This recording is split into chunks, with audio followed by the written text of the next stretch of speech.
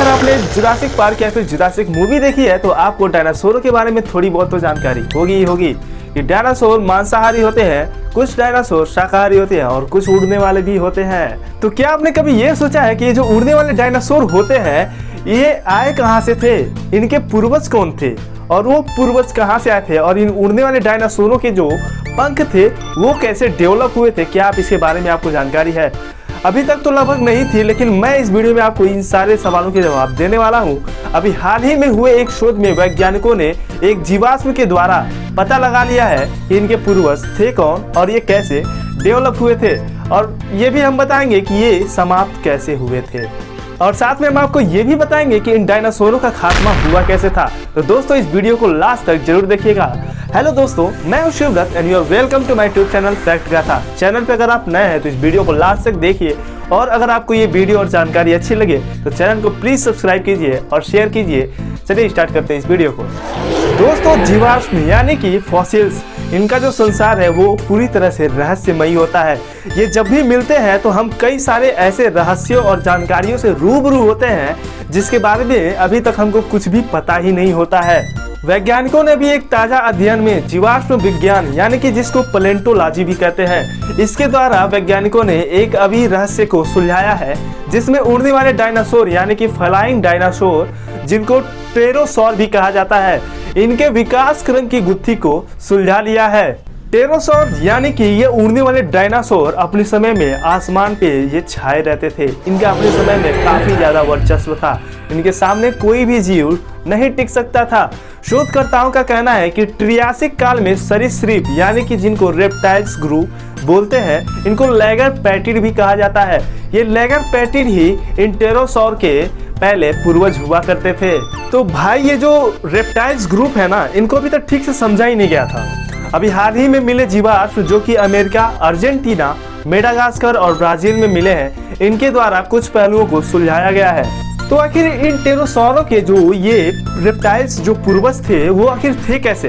तो ये इस धरती पर 23 करोड़ 70 लाख साल पहले आए थे और ये सामान्यतः छोटे आकार के और 2 पैरों वाले जीव हुआ करते थे। ये रेप्टाइल्स अपने समय में कीड़े खाया करते थे, ये कभी उड़ नहीं सकते थे, लेकिन फिर बाद में रीढ़ की हड्डी का विकास हुआ और फिर इस धरती पर आए टेरोसॉर यानी कि उड़ने वाले डायनासोर। इस रेप्टाइल्स ग्रुप में चमगादड़ भी आते हैं जो कि सबसे लास्ट यानी कि अंत में आए थे लगभग।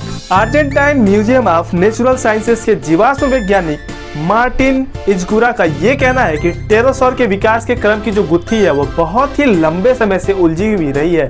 मैं आपको बता दूं कि 18वीं सदी में सबसे पहले इन टेरोसॉर के जीवाश्म को खोजा गया था। सबसे पुराने टेरोसॉर के जीवाश्म का रिकॉर्ड फिलहाल 22 करोड़ साल पुराना है और इनके शरीर में जो पंख है वो टखने से लेकर के उंगलियों तक वो बिल्कुल एक अलग तरह के परत से बने होते थे। पुराने और नए खोजे गए जो जीवाश्म हैं उनका अध्ययन स्कैनिंग तकनीकी और त्रिआयामी मॉडल के द्वारा किया गया और इन सरीसृपों यानी कि रेप्टाइल्स के और इनके जो खोपड़ी है इन दोनों में लगभग 33 विशेषताओं को खोजा गया जो कि लगभग समान मिलते हैं। इस अध्ययन से टेरोसॉर और लैगर पैटिड यानी कि रेप्टाइल्स के जो संबंध है उनके बारे में इतना तो पता चल जाता है कि ये दोनों एक दूसरे से संबंधित हैं। जैसे कि इनके जो कान का आकार है और दिमाग का खांचा, दांत और हाथ पैर और कई सारी ऐसी पेल्विक हड्डियां हैं जो कि एक दूसरे से मैच खाती हैं। ये जो रेप्टाइल्स हैं ये धरती पर रहने वाले डायनासोरों से भी संबंध रखते हैं। सबसे पुराना धरती पर रहने वाला जो डायनासोर था वो लगभग 23 करोड़ 30 लाख साल पुराना था, लेकिन टेरोसॉर 6 करोड़ 60 लाख साल पहले ही विलुप्त हुए थे। जब एक क्षुद्र ग्रह यानी कि एस्टेरॉयड धरती से टकराया था तो लगभग सभी डायनासोरों का समाप्ति मतलब खात्मा हो गया था। फिर बाद में छोटे आकार से शुरू होकर के टेरोसॉर एक विशाल पंखों वाले जीव हो गए। इनमें से कई टेरोसॉर के जो पंख थे वो लगभग 30 से 35 फुट तक फैलाए जा सकते थे। एक वैज्ञानिक ने बताया है कि पक्षियों ने अपने शरीर को उड़ने के लिए कैसे ढाला, इसकी भी जानकारी डायनासोर और पुराने उड़ने वाले पक्षियों के जीवाश्म से ही मिलती है।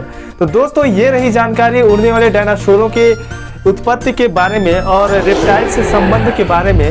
तो दोस्तों वीडियो को लाइक जरूर कीजिएगा और ये जानकारी आपको कैसी लगी हमको कमेंट करके जरूर बताइएगा। और चैनल पे नए हैं तो चैनल को प्लीज सब्सक्राइब कीजिए और मिलते हैं आपको अगली वीडियो में। तब तक के लिए नमस्कार, आदाब, जय हिंद।